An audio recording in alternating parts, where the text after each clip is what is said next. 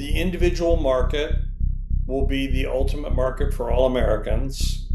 The TAM will be over 200 million lives. And the organizations that'll be successful will be thinking about how to cater to the lifestyle needs through health and all the things that people buy around it in a way that matters to individuals instead of to groups. That price point has a 36% margin. So that whole side of the business becomes a non-regulated, non-risk margin model that, in my opinion, could be bigger for all of us than anything we do on the insured side. Looking at Oscar's Q2 2026 results, where you and your team had a double beat and raise, 243% EPS beat, and a 70% year-over-year increase to revenue. What were the most important takeaways from the quarter, and what should investors focus on beyond the headline numbers, Mark? Well, I think the most important thing is that we have figured out how to effectively compete in the ACA. And as I look at the journey to where last quarter's results came through, it was really about getting the company running the right way. I spent my first 10 weeks at the company just sitting with people, talking about how they did their work, what they did, why they did it, and found 1.4 billion in opportunities in that first 10 weeks, and we just executed against that. And so I would say that we are doing what we said we would do and doing it well. And now we've started to innovate in a number of ways, because we can't exist just as an ACA carrier forever. It's a 40 million market TAM.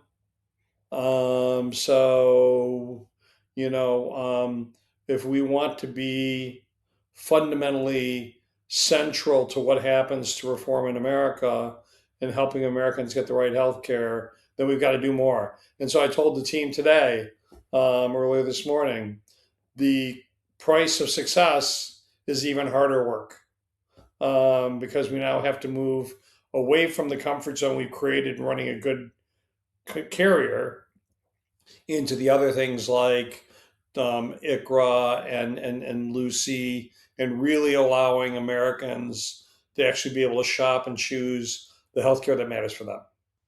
On the phenomenal quarter by you and your team. Outstanding. Next question here. Lucy, big new opportunity in my opinion.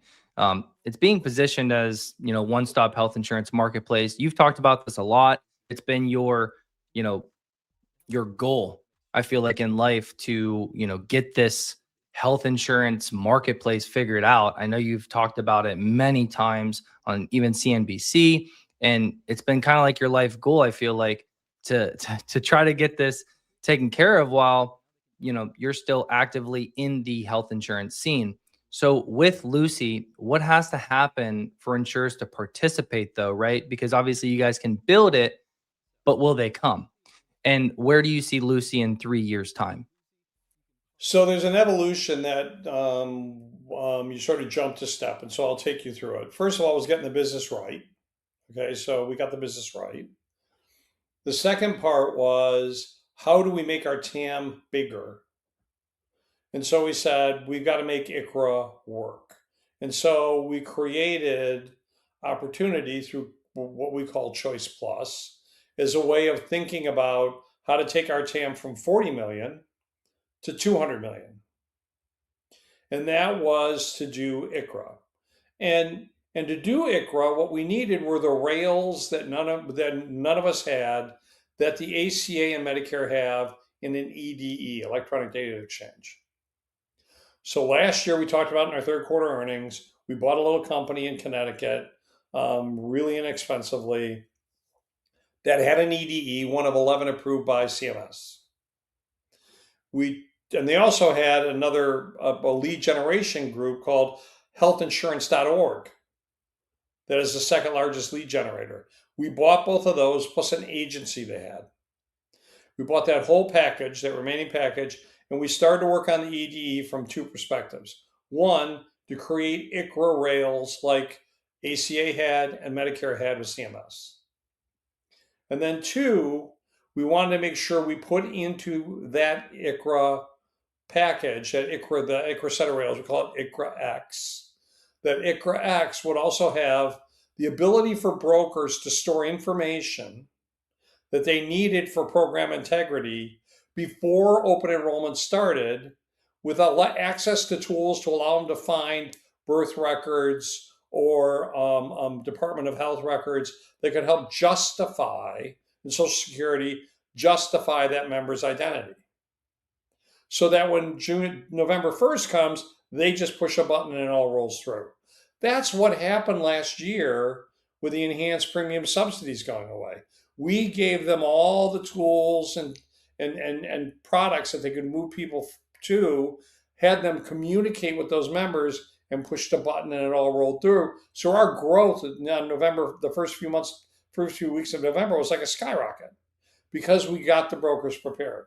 We've done the same thing with program integrity.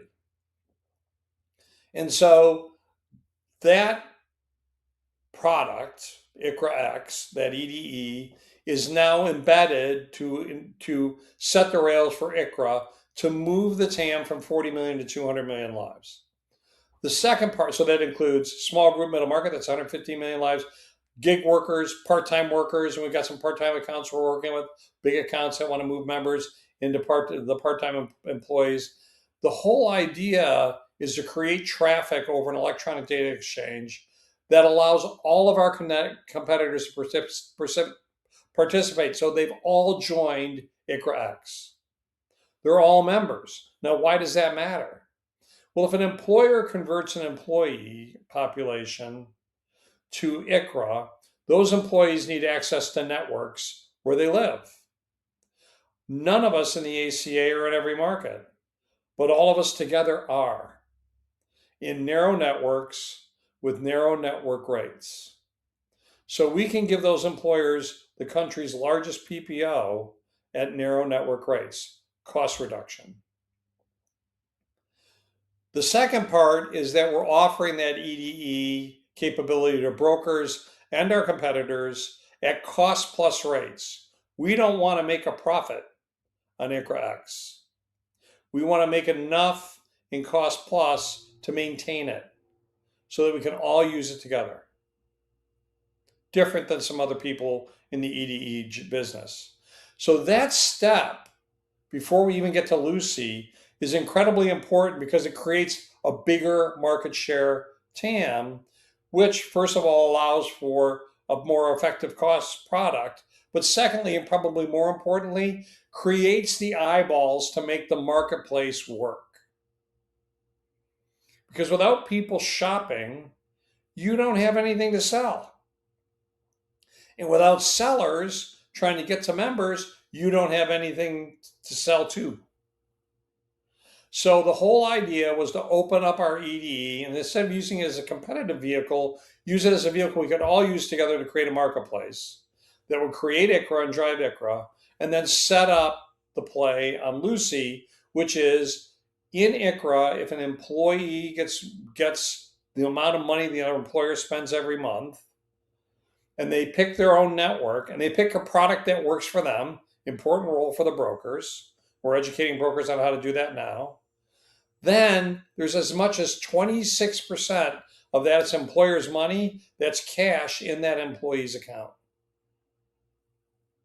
And instead of pulling out of pocket, which 2 out of 5 Americans borrowed $74.9 billion last year to pay their out-of-pocket costs, and the average out-of-pocket cost for a family of 4 today is $13,184 a year, they now can use that money from their employer to pay their out-of-pocket costs. Or they can use it to buy dental or other ancillary products from Aflac, who's now on the exchange, and Allstate Health, who's now come on the exchange, and people that want to sell retail drugs. We're talking to HIMSS. We're talking to all these other players, Hy-Vee supermarkets. Come on board.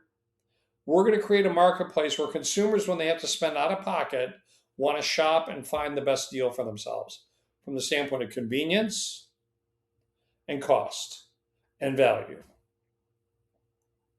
So that's where Lucy comes in. Lucy's the end of the trail where we create a consumer marketplace. And here's my belief: two things happen. If I can pick my network and I can pick a product every year that changes with my lifestyle, young immortal, newly married, young kids, teenagers, empty nester, aging, and I can build a plan design that does that, I can then keep my carrier for life. And the fundamental investment decision in the lifetime value of a member is different than the way we run the business today. And that creates a whole different marketplace. It creates a lifestyle product for Americans to say, I'm going to use my health product to get all the things I need to allow me to be maximally productive, sentient, and engaged in life until my dying day. That's the game plan. So Lucy is a win-win for all, you would say? Absolutely. Now, the economics are we are going to charge cost plus on the rails, OSCR is, and ICHRA X, and there are going to be rents for people to sell and buy on the marketplace. And that model, and then there are going to be costs associated with converting employers from defined benefit to defined contribution that they pay today as much as $80 per employee per month to do. And we believe we can reduce those costs. That price point has a 36% margin. So that whole side of the business becomes a non-regulated, non-risk margin model that, in my opinion, could be bigger for all of us than anything we do on the insured side. And more stability, which is Absolutely. really good when you're talking about health insurance, right? Yeah. Wow. Yeah. I mean, that's really exciting. Have you guys pinpointed like what that really looks like? I know the margins are there, but have you Well, that's guys what our investor days are going to pinpointed? be on September 16th. We're going to go through all of those points and share what it's going to look like and how long it'll take. And those marketplaces don't happen in a year, but we need to create momentum and we need to create eyeballs and we need to create vendors to come together in a way. And there's the old saying that Americans always do the right thing as their last choice. And we've been talking about consumers controlling their own healthcare costs for years. 2000, I remember my first discussion was in 2001. And from my point of view, we've tried everything else and it hasn't worked. So Americans always try everything else before they come up with a solution that actually works. Very true. Very true. Okay. I had another question about ICHRA. Yep. You kind of answered it, but I'll touch on it a little bit more. Um, with ICHRA, right?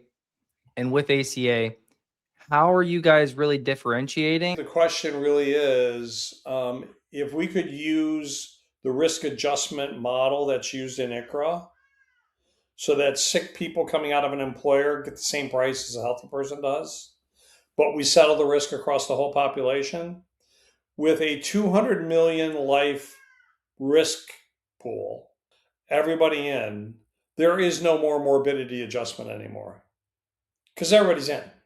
Looks like single payer, but it's more a public-private partnership.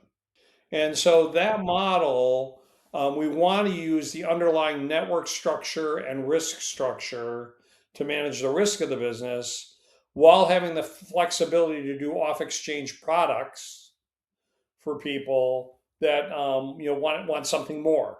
So employer-sponsored products are fundamentally different than what we offer in the ACA. What does it need to look like between the two? So if I can buy a high deductible product, like a bronze product, and I can go to Allstate Health and get a deductible rider to cover the potential for having to pay too much, I've got a very different product. That's not an exchange product. That actually happens today in exchanges. People buy them separately. What we want to do is bundle them. So take that as a simple example. Okay, how about if I want to go to HIMSS or to Mark Cuban or to anybody and say, tell you what, I want a GLP-1 that's not covered by my policy. How can I get it the most cheapest price, cash out of pocket? because I've got cash left over from my premium that my employer used to pay that I now pay. Where can I get that cheapest? Or I have, and we just launched this in Oswell, one of our products at Oscar, which we're going to offer as part of the exchange. Oswell, Oswell says when you're allowed to go in and say, I need to get a knee MRI.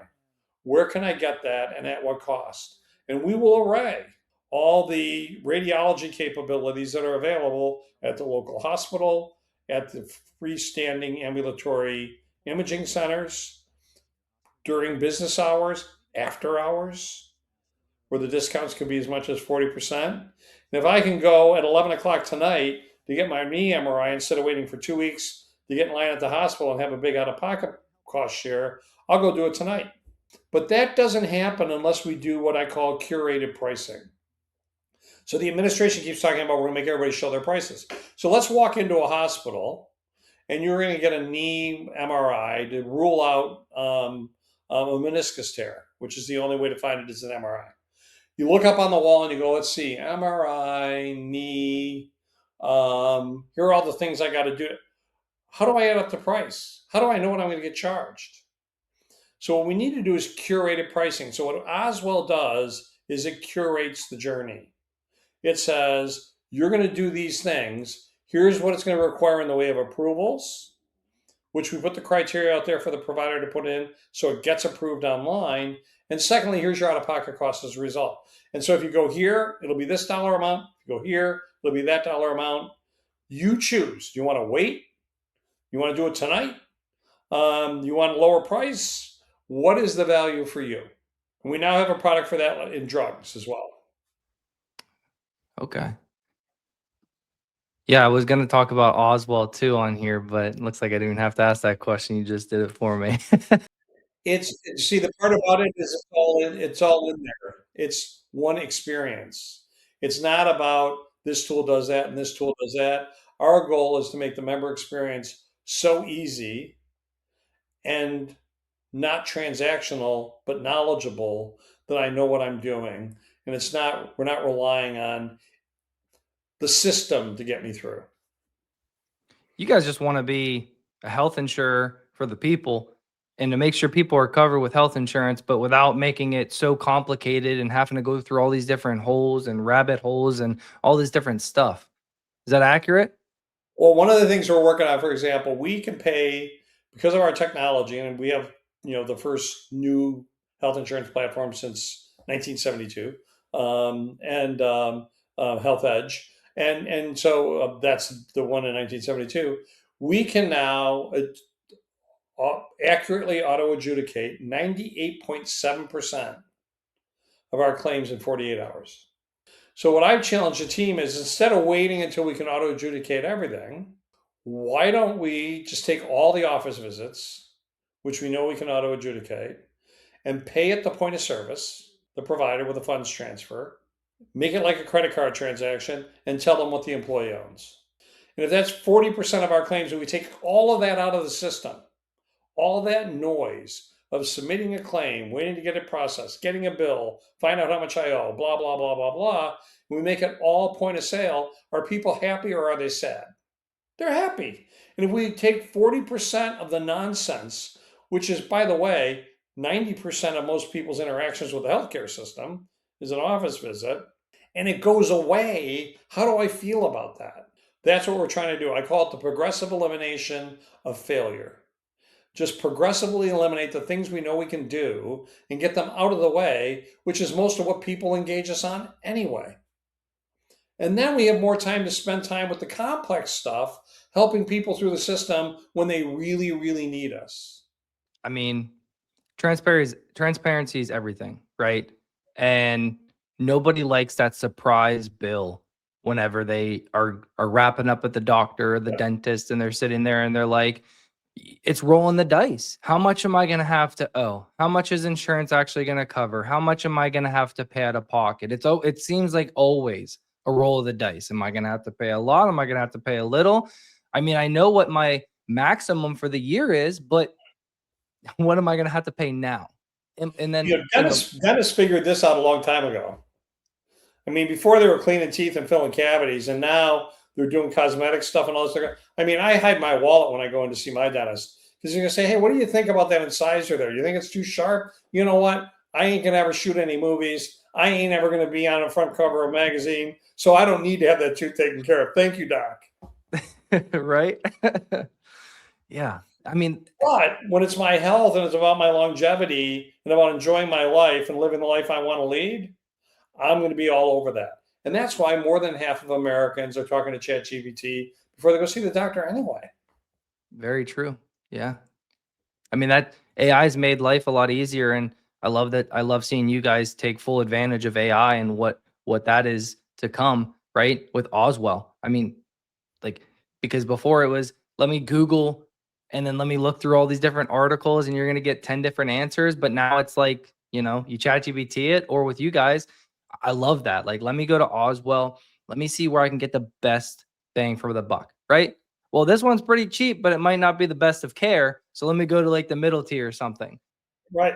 And you get to choose that. Right. And and by the way, our AI story is a long-term one. Josh Kushner and Mario Schlosser have been engaged with Chat GBT for years. So we've been playing with these tools for a long time. So since 2023, we've taken $1 billion worth of operating costs out of the business using growth, which is driven by innovation and some AI work. But it's been more than 40 LLMs on the back end of the business, and now 4 agentic AI bots on the front that are making a difference. And on the back end of the business was it easier because it was all transactional. On the front end of the business, it's a little tougher because you got people engaged and you don't want to hurt anybody. So we've been very careful on the front end of the business about how we do it, and we test our tools over and over and over again. We have clinicians watching every interaction to make sure we don't get into trouble. I mean, the rate that your guys' SG&A has been coming down quarter after quarter, year after year has been phenomenal. You guys have just been crushing it on that front, and honestly, all fronts, like we've been talking about, especially after that last quarter. Just absolutely phenomenal quarter. And this year you guys really did shock the street, in my opinion. But I got two more questions for you. I know Yep. you're a busy man. You got to go. I got a popular one, not so popular one. There was so much talk about ACA subsidies in 2025 going into Yep. 2026, and even on my part, there was lots of speculation. Like, are they gonna extend it, so on and so forth. If ACA subsidies come back, how does that affect your guys' business at Oscar today? We'll probably have to rethink some of the things we've done with the ACA subsidies coming away, but we think it's a good news stories for members. So, it's a matter of saying, okay, you went to $0 bronze and gold plans, which is really what happened when the subsidies went away. Here are your options to go back. Here's the difference between us and most of the people we compete with. When we put together our operating plans, we make assumptions about how the world's going to be. And when we put together our operating plans and our strategic plan, we made the assumption that the enhanced subsidies were going to go away. And so when we do the plan, we create a set of risks and a set of opportunities. And we like them to equal out so we know we have a 50-50 plan. And then after we do that, we take each risk and each opportunity and we build a lever for it. If this happens, which lever do we pull? And that model allows us to react instantly to changes in the market because the plans have already been made. Instead of trying to figure out what happened, run with our hair on fire trying to figure out how to get it done. So we're already ready when these things happen. And so we had a plan if enhanced subsidies came back. We knew what we were going to do, but it didn't, which was the bet we made. And so we played through that, and nobody else made that same bet. They sat on the edge of the razor, wondering whether it was going to happen, and didn't make the plans necessary to do it. We made a different game plan. That's how we operate in every contingency. So if you tell me, and this is part of my Bridgewater experience, wars and politics generally don't affect markets in the long run. So what you do is you play through them. And so we're playing through it, and we'll be ready for whatever comes along. So if enhanced subsidies come back, we'll be able to deal with it. So I don't lay awake at night worrying about things like that because I know we've got a plan when it happens. Plan to fail or fail to plan. Sounds like you guys definitely plan to fail, right? So you guys set up everything and we're ready. And that's the funniest The thing, right? plans are wrong the moment you put them on paper, Ronnie.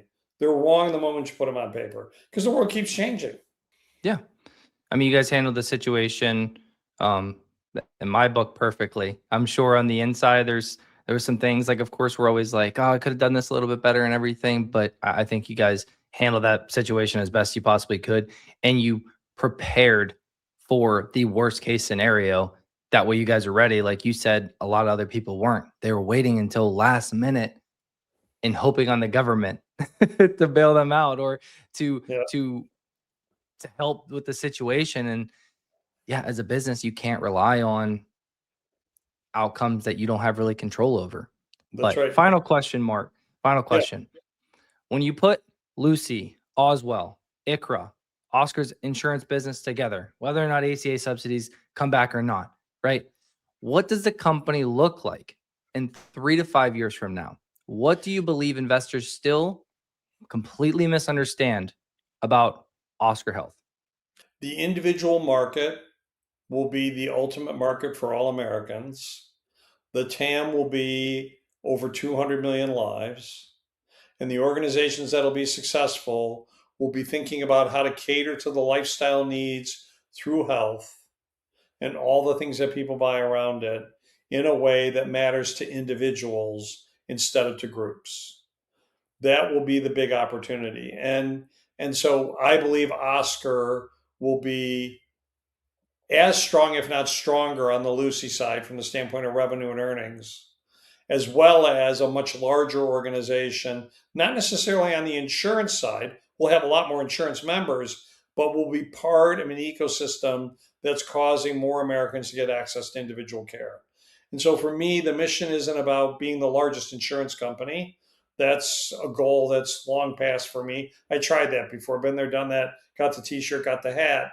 I want to be able to create a market that all Americans find what they need to take care of their health in a way to live their life to its fullest until their very dying day. Amazing. Well, I really appreciate you coming on here and doing this interview. I've been looking forward to this ever since I started looking into your guys' company and became a shareholder. And I can personally say, on my behalf as an investor in Oscar Health, and on behalf of all our retail community that follow me, and we were always talking about Oscar Health and what's going on with the company. Thank you. Obviously, the stock has been doing very, very well. The company's been doing very, very well, and obviously stock price tends to follow that, and we're all very happy shareholders. So Great. we look forward to continue to see what Oscar Health will do in the future. We appreciate you, and I thank you for your time. Thank you, Ronnie, for the opportunity to have this chat, and I look forward to having more in the future. So the retail community is important. I will give you one warning. It's okay to be impatient, and I know the retail community is impatient, but you need to be tolerant of the fact that not everybody comes along at the same rate. All right? Couldn't agree more. Patience is key, especially when talking about investing. Yep. Thank you, Ronnie. And thank you to all the retail investors.